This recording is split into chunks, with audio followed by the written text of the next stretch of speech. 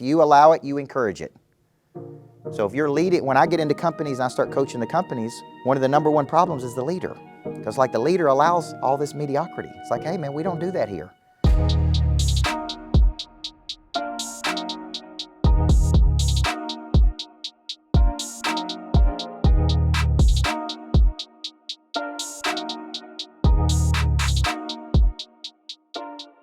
So how many of you have a team of people right now?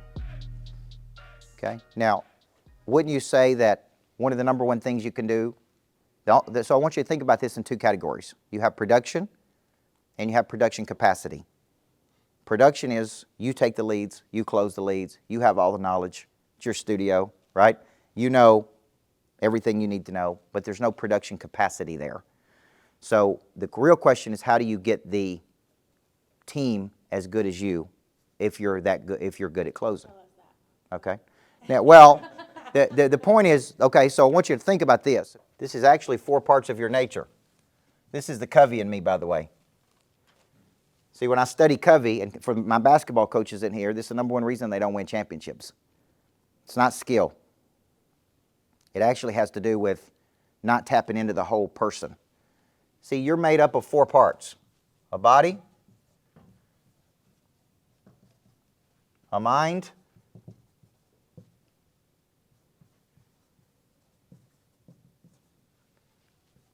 a heart,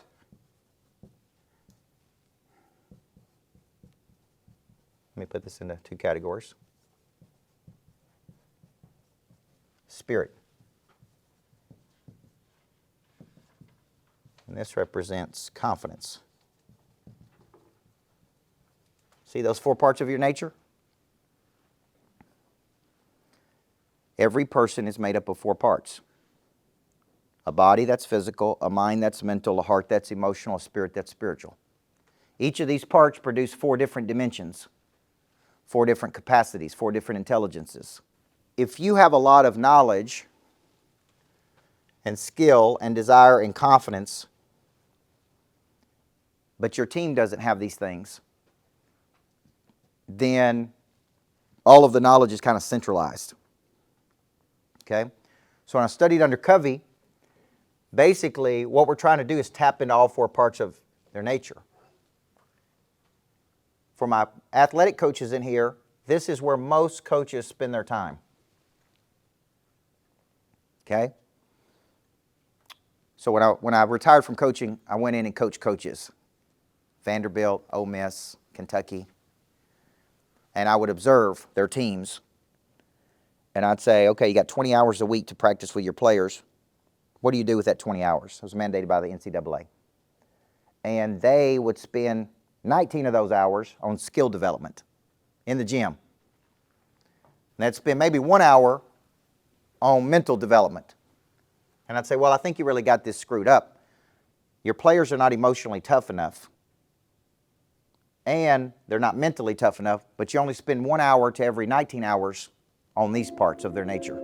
You want to get a text daily from me, 5 days a week, activate and reactivate the prey drive, some of my best concepts, a little shot of coach every single morning. I want you to text this number, text Monster Producer to this number, and I'd love to come into your life every single morning and get that prey drive activated. Let's go.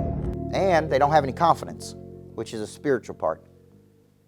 The more knowledge you have, the more confident you are. The more skill you have, the more confident you are. The more committed and passionate you are, the more confident you are. Confidence is the memory of success. It's an internal knowing that you can create or manifest something. Where does confidence come from?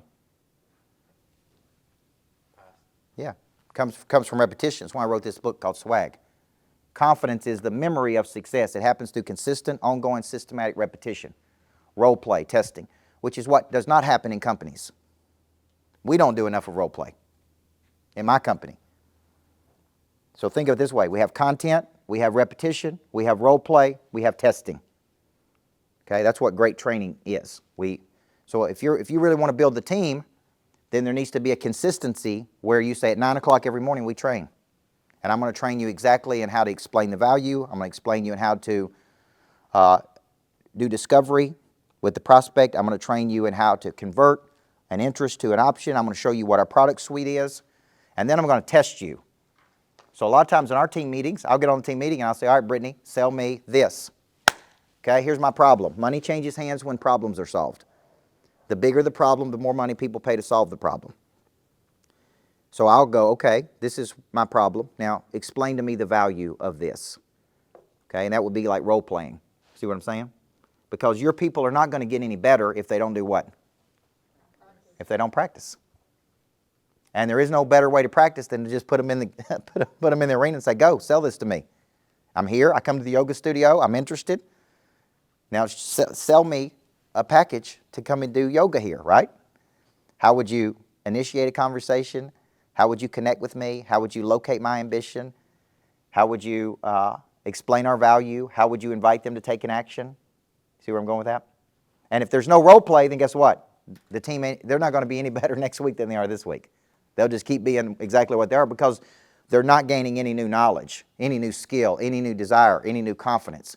So some people, I want you to think about it this way, and this goes for the coaches in the room too. Some people do not have a knowledge problem, they have a desire problem. It's like they don't really want to do it. That is directly associated with the heart.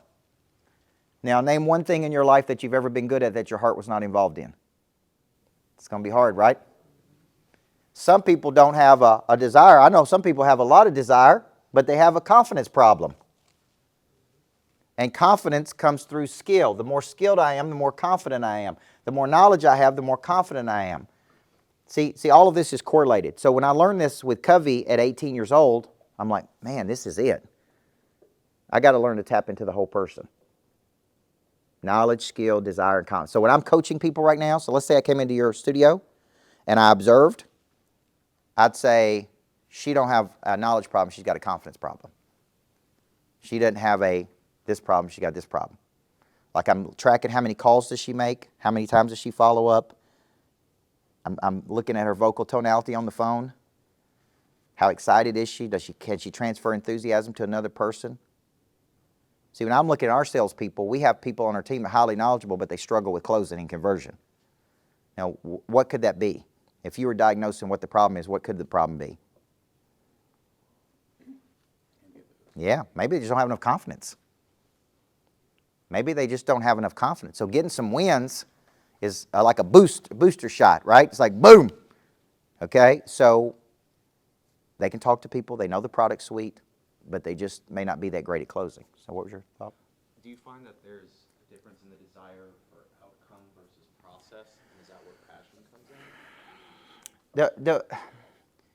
Because people can desire, being in sales. Yeah. The money side. Yep. But not love the process. Yep. Most people don't love the process. Most people want the outcome, but they don't love the process. Why am I looking at you? See, big-time people, if you study Saban, if you study big-time people, they never focus on the outcome. They only focus on the process. Everything is about the process. See, I was telling Coach last night when he picked me up at the airport that I knew if we had less than 14 turnovers in a game, if we gave up less than 8-second shots, if we stopped the other team 21 times in a game, in increments of 3 consecutive stops 7 times in a game, we won roughly 74.7% of the time. See, I knew exactly.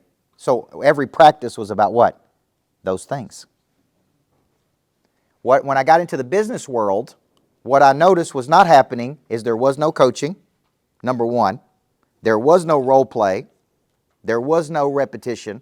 And there was no testing. See, we could take his players or the female players today and put them out there, and we could test them immediately if they know the offense or not, right or wrong. We can get immediate feedback. We can run a play and either it works or it don't work. Well, in the business world, I get over to these businesses and I would say, what's your top customer acquisition strategy? Like, what's the number one strategy you use to generate leads? And they'd be like, well, that's a good question. And I'd say, what's your number 2 strategy? What's your number 3 strategy? What's your number 4? What if these 4 things don't work? What do you do then? How many times do you follow up on a lead? How fast do people follow up? See, I took over a team not long ago that, here's the first thing I found out. They were generating leads, and the fastest person to call a lead back was 9 hours. The slowest person was 51 hours. It took one person 4 days to call somebody back who wanted to buy something.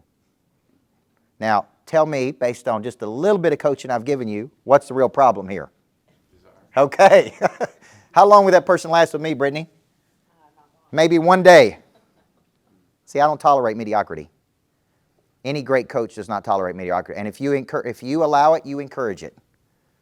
So if you're leading, when I get into companies and I start coaching the companies, one of the number one problems is the leader. Because like the leader allows all this mediocrity. It's like, hey man, we don't do that here. For everything that Joe Paterno did at Penn State and how his career kind of ended, which was really sad, he used to say at Penn State, this is what we do and this is what we don't do. We don't put the names on the back of our jerseys because we're a team. If you want your name on the back of a jersey, you don't come to Penn State. You understand what I'm saying? This is what we do, and this is what we don't do.